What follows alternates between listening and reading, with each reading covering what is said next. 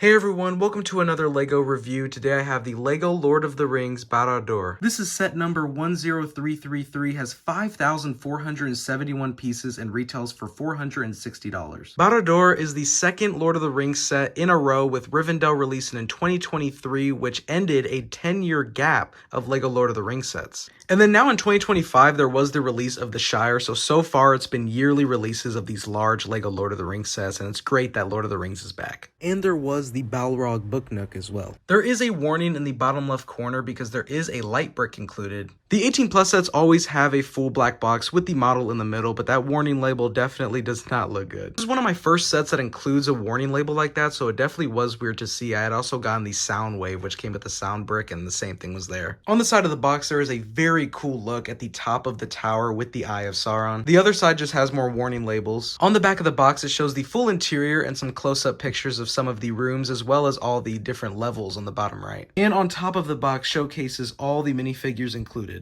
This set does have a total of 3 instruction manuals, each one doing a section of the build. Now with every 18 plus set, the instruction manuals always include a few pages beforehand with a lot of information about the set that you got. So here is just a few pages about the Dark Tower and the Eye of Sauron, and about the designer and everything. So I always like when instruction manuals do this. It just adds a little bit extra to the manual. There is also pieces of information located throughout the instruction manuals as well, whether it's just about the build you're building or telling you about new pieces made for the set. And each instruction manual does have at least 1 page of information at the beginning. There are a total of 10 minifigures in this set. 8 are exclusive, and Frodo and Sam are pretty much the same from Rivendell, just without their capes. And then there is a skeleton included, but it's in the set, so we'll see that later. Starting with the Dark Lord Sauron. This is definitely the highlight minifigure for me in this set. The armor/helmet mold looks absolutely fantastic, and it's almost like this rubber material, which prevents, the tall spikes from breaking if it were to be plastic. It can come off to reveal the head print, which looks really good, and then there is the torso and leg printing. And then there is a cape, and then there is the rest of the back printing. All the printing looks really good. And then Sauron does have a brick-built mace. This is the first time that LEGO has made a Sauron minifigure, and it looks really good. I absolutely love it. Next up is the Mouth of Sauron, and here is another fantastic helmet mold that looks really good and pretty accurate. Like Sauron's, it is like a rubber material, and I like how the hood is incorporated as well. Then here is a look at the face, torso, and leg printing, which all looks really good. I specifically do like the head print as well. And then once you lift up the cape, there's just the rest of the clothes. And then the minifig does have a sword. Here is Frodo Baggins. The minifigure does have the shorter minifig legs for, of course, the hobbits, and they are dual molded, which looks really good. The torso and back printing looks good with his normal attire. Well, like I said earlier, this is pretty much the minifigure from the Rivendell set, from Fellowship of the Ring. But in context to this set, this is kind of Return of the King. And, the long journey to destroy the ring was not easy by any means. I mean, Frodo was looking roughed up by the end of the movie. So in context to the set, I would have loved a new minifigure with the clothes looking all battle damaged and roughed up. And it definitely would have been a lot more accurate. There is a brown hairpiece. Once you take it off, it reveals both face prints, with the first being a smile and the back being Frodo frightened with white eyes. I believe this is when he gets stabbed by a ring wraith. And then, of course, Frodo does have the ring. Next up is the second Hobbit, Samwise Gamgee. Like Frodo, there are these short minifig legs with the dual molded printing all around. And here is the front and back of the printing. And same thing here with Sam, as I said with Frodo, a whole new minifigure with different printing to show damaged clothes. The minifigure does have 2 accessories, with them being a small sword and a clear crystal piece, which I think represents the Phial of Galadriel. Sam does have the same hairpiece, just a different color, and then taken off reveals 2 face prints, one just being a stern, straight face, and the second being a more happy one. There are also the 2 helmets that Frodo and Sam use in the movie as a disguise, and both helmet molds look really good. Moving on next, we have Gollum with the printing all around looking really good, especially the face print. I really like it. It's pretty much one full mold with the exception of the arms, which can move up and down. And then you can see there at the bottom and on the back the rags that Gollum wears. The next minifigure is Gothmog, Lieutenant of Morgul. The minifigure does have a full chest plate with printing on the top, and then when you take the head off and take off the chest plate, there is underneath printing as well, which looks really good. There is no printing on the back of the chest plate, but there is printing underneath. And then the face print is good, showing the deformed appearance of Gothmog, and on the back is the rest of the printing. Accessory is an orc sword. It is really cool to get this named orc in LEGO for the first time. And then there are 4 unnamed orcs, each being different. Starting with the first orc, it is a soldier with a very nice helmet mold, which can come off to reveal an angry face print. I do really love the printing on all the armors and how it has a little shine to them. And then on the back is the second face print and the back printing. The second variation of the orc is a cook. The torso printing is the same as the printing underneath Gothmog's armor piece. The face printing is the same as the other orc, and when you take off the headpiece, the back is the same as well. The accessory are tongs holding a piece of meat. Now onto the second set of orcs. Here they are green with a hair/ear mold, which looks really good, and the face print is good as well, with the back face print being angry. This orc is the blacksmith with a hammer and a pair of tongs as well that you can attach a sword to.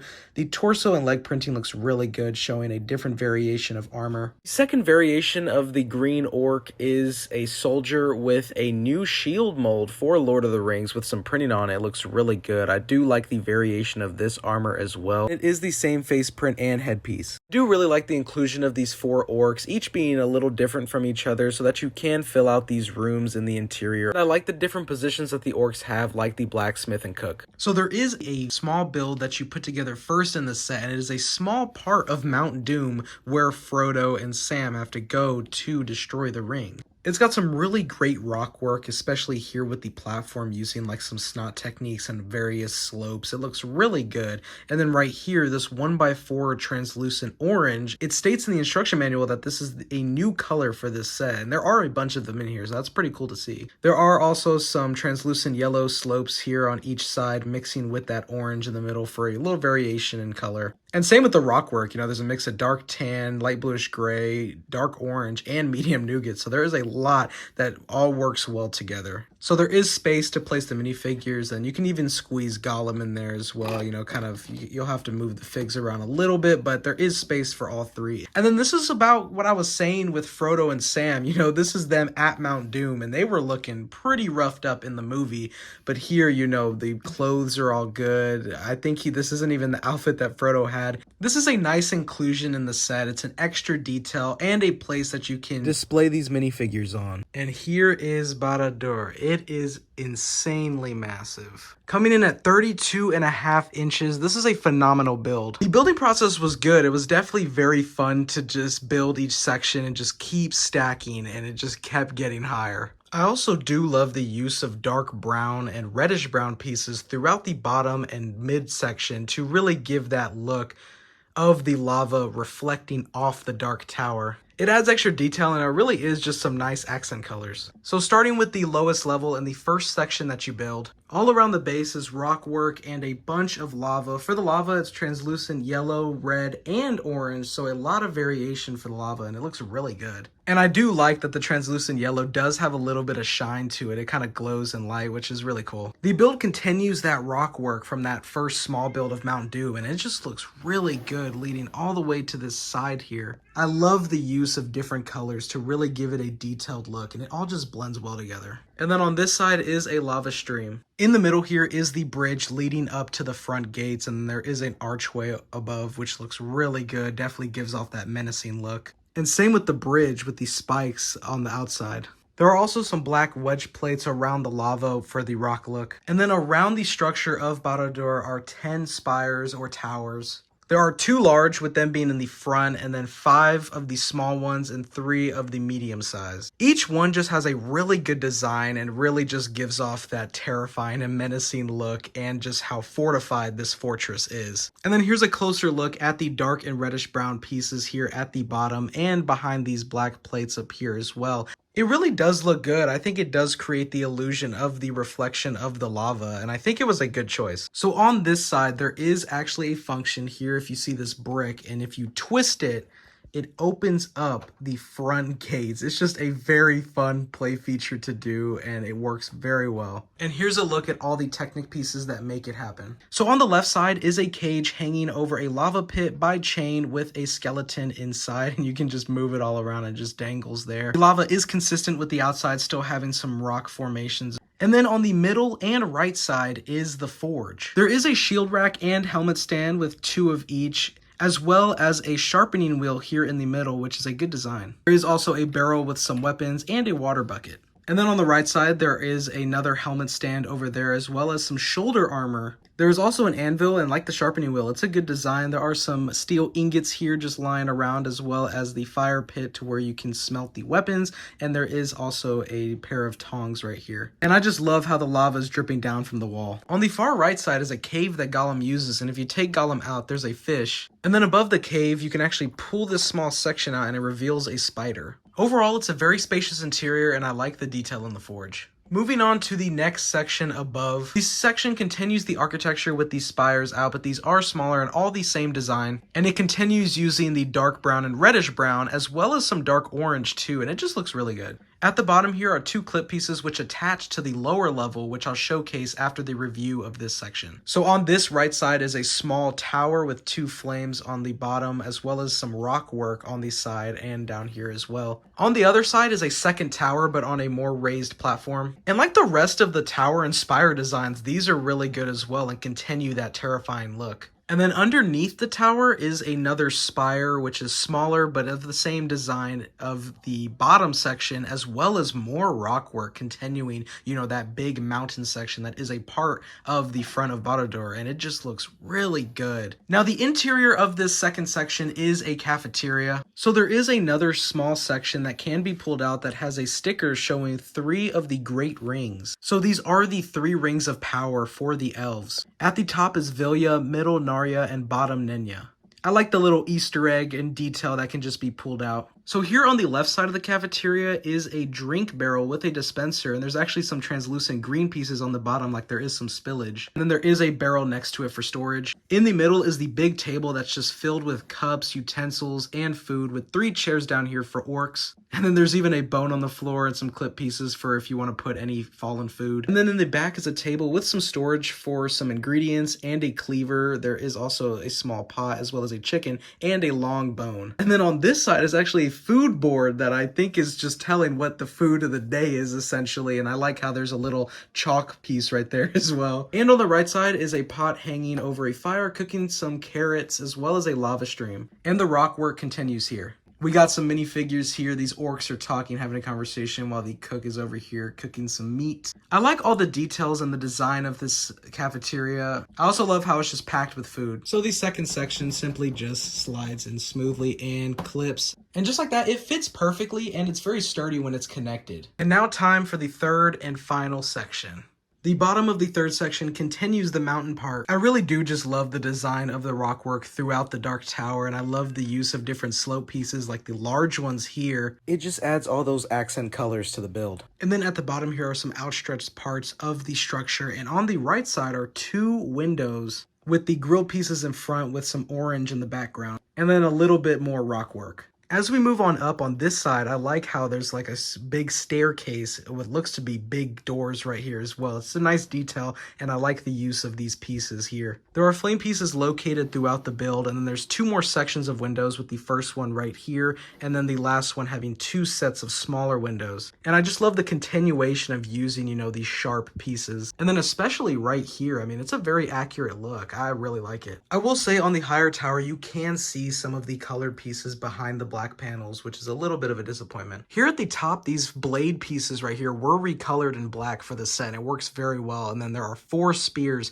for the design on each side. These spear pieces were recolored in black too. And then now we have reached the top with the Eye of Sauron. It has a very good design, very accurate too, and it is utilizing those brown, reddish brown, and orange pieces as the light is reflecting off. And it just looks very good. I specifically love the techniques utilized to actually make the actual eye. All of them are translucent except for the yellow in the middle, but it just works perfectly, especially these parts right here, to really get the shape of the eye. And then of course we have to utilize the light brick that comes in this set. And there is the light brick utilized. I turned off my lights for this because it really had to be in its full glory. I mean, that looks menacing and just very awesome, and definitely perfect use of the light brick. And here is the light brick with the light on as well. So you can still see it, but obviously when it is fully dark, it is brighter. The use of snot techniques really gives this whole top part a perfect shape, and this is definitely a highlight for me in this set.